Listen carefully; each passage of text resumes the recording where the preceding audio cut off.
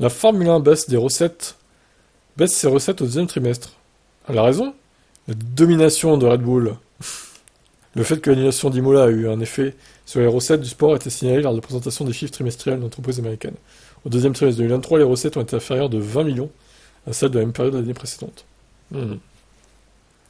En 2023, 6 Grands Prix ont lieu au cours du deuxième trimestre, contre 7 à la même période en 2022.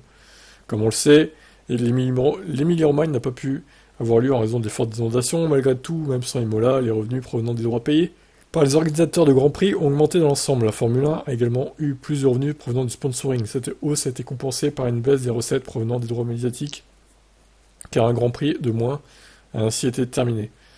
L'inflation, les coûts de transport élevés et la baisse des recettes d'hospitalité ont également réduit les revenus.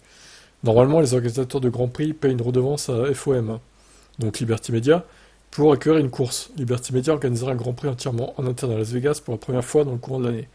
Pour les autres courses du calendrier, le coût de l'organisation est tenu secret.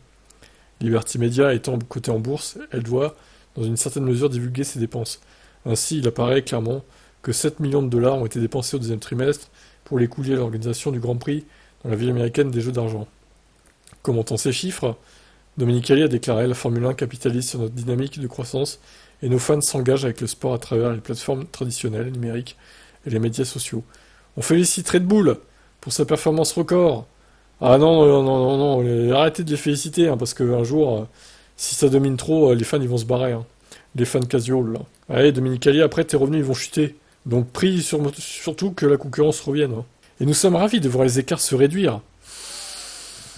Ouais, pas devant, hein. Pas devant, Stéphano, hein. Se réduire dans le reste de la grille pour produire des rivalités passionnantes sur la piste.